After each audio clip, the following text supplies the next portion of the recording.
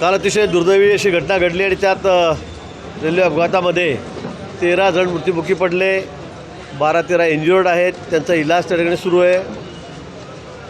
13 जणांमध्ये 10 ज्या बॉडीज आहेत त्या आयडेंटिफाय झालेल्या आहेत. त्यांचे नातेवाईक या ठिकाणी आलेले आहेत आणि त्यांना घरी नेण्यासाठी विशेष करून उत्तर प्रदेश आणि नेपाळच्या 4 बॉडीज या ठिकाणी आहेत आणि बाकी उत्तर प्रदेशच्या बॉडीज या ठिकाणी आहेत. मला वाटतं तर सर्व प्रोसिजर आटोपलेली आहे, PM झालेला आहे आणि नातेवाईकाच्या ताब्यात आता आम्ही 10 बॉड्या देणार आहोत. नेपाळचे 4 जण आहेत, त्यापैकी नेपाळला तर इतक्या लांब जाणं तर शक्य नाही, त्यामुळे 3 दफनविधी जो आहे पुण्यात त्याचे नातेवाईक आहेत, पुण्यातच ते काम करत होते, तिथे करणार आहेत.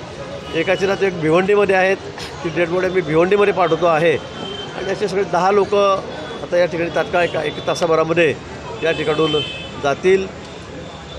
जखमी जे आहेत त्यांच्यावर या ठिकाणी इलाज चाललेले आहेत. फार कुठे त्याच्यामध्ये सिरियस आहे असं नाही आहे. त्याचं सर्वात CT स्कॅन झालेला आहे, काही MRI झालेला आहे, सोनोग्राफी झालेली आहे, एक्सरे झालेले आहेत. त्यात फ्रॅक्चर जास्त आहेत पण गंभीर कोणी नाही आहे. शासनाच्या वतीने सर्व मदत त्या ठिकाणी केली जाते. नातेवाईकाची राहण्याची जेवणाखाण्याची व्यवस्था आम्ही त्या ठिकाणी केलेली आहे. जखमी आहेत त्याचे सगळं जो खर्च आहे जखमींचा, औषधाचा, ऑपरेशनचा, शस्त्रक्रिया तो सगळं शासनाच्या वतीने केला जाणार आहे. मृत जे आहेत त्यांच्या नातेवाईकांना मुख्यमंत्री महोदयांनी कालच 5 लाख रुपये या ठिकाणी जाहीर केलेले आहेत. भाऊ, अशी माहिती मिळालेली आहे की एका चहावाल्याने अफवा पसरवल्याने ही परिस्थिती उद्भवली. काय खरं आहे, त्याच्यावर काय कारवाई झाली? आता नाही, इथे मी सगळं कालच नातेवाईकांनाही भेटलो, जे जखमी आहेत त्यांनाही मी विचारलं. त्यांनी असं सांगितलं की कोणीतरी आलं, आग लागली म्हणून त्यांनी काहीतरी गोंधळ घातला आणि त्यामुळे चेन पूल करण्यात आली आणि नंतर लोक गाडीतून पटापट खाली उतरले. बरेच लोक उतरलेले होते पण समोर रेल्वे आली, त्याच्यामध्ये हे 13 लोक त्या ठिकाणी सापडलेत. 12-13 लोक अजून त्याच्यामध्ये काही जखमी झालेत पण ते सुदैवाने वाचलेत. म्हणजे इतके लोक खाली होते, मला लोक सांगत होते की मोठा अनर्थ झाला असता, अजून या कॅज्युलिटी वाढल्या असत्यात, पण सुदैवाने मी असं म्हणेल की तो आकडा 13 वर्ष त्या ठिकाणी थांबलेला आहे. सुदैवानेच आपण म्हणू. पण या ठिकाणी तात्काळ प्रशासन धावून गेलं, गावकरी धावून गेलेत, आमचे कार्यकर्ते धावून गेलेत आणि तात्काळ जखमींना आम्ही हॉस्पिटलमध्ये पाचोऱ्याला हलवलं. मी सुद्धा एक 50 मिनिटामध्येच त्या ठिकाणी 65 किलोमीटर अंतर पार करून त्या ठिकाणी पोहोचलो आणि आता जे जखमी आहेत ते सर्व व्यवस्थित आहेत, त्याची सगळी व्यवस्था आम्ही करतो. कोणते मृतदेह कुठे पाठवले जाणार आहेत? नेपाळला पाठवले जाणार आहेत का मृतदेह? मी त्या सांगितलं 4 जणांच्यामध्ये जे मृत पावले आहेत ते नेपाळचे आहेत, पण त्याचे नातेवाईक पुण्यामध्ये आहेत, ते पुण्यामध्ये काम करत होते. त्यांनी सांगितलं आम्ही पुण्यातच अंतिम संस्कार करू, कारण नेपाळला जाणं शक्य नाही इतक्या लांबपर्यंत, कारण बॉडीचे आपण जर बघितल्यात तर इतकी वाईट अवस्था आहे की कोणी त्या ठिकाणी बघू शकत नाही, सामान्य माणूससुद्धा. इतके ते सगळे चिंतामंद झालेले आहेत, इतके वाईट परिस्थिती त्यांची आहे. त्यामुळे 3 बॉडीचं फिनरल पुण्यामध्ये होईल जे नेपाळचे आहेत.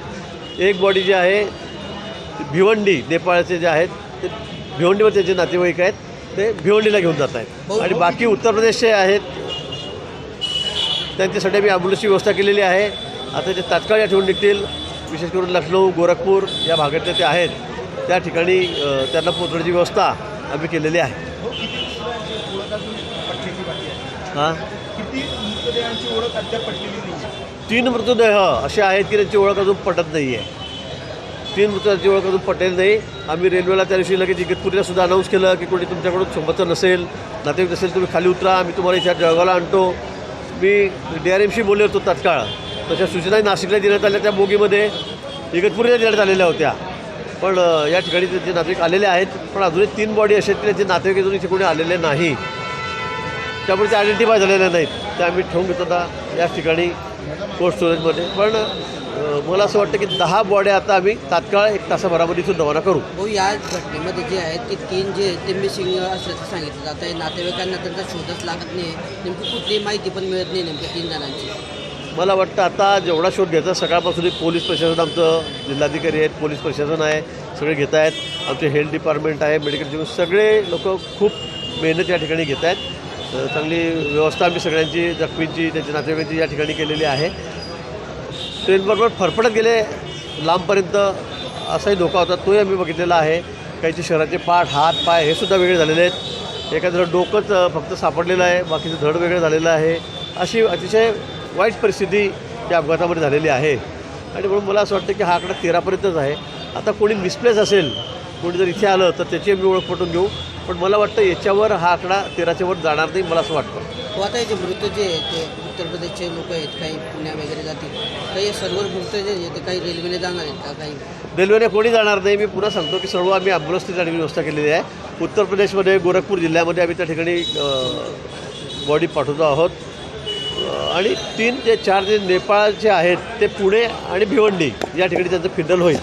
जे अनोळखी मृतदेह आहे त्यांचं काही DNA टेस्ट वगैरे करण्याचं प्रोव्हिजन केलं आहे? निश्चित ते केलेलं आहे. त्याचं DNA टेस्ट आम्ही त्या ठिकाणी करू. येणारे जे लोक आहेत, नातेवाईक आहे, ते त्या ठिकाणी त्यांना ओळखतील किंवा DNA साठी त्यांचाही उपयोग त्या ठिकाणी होईल.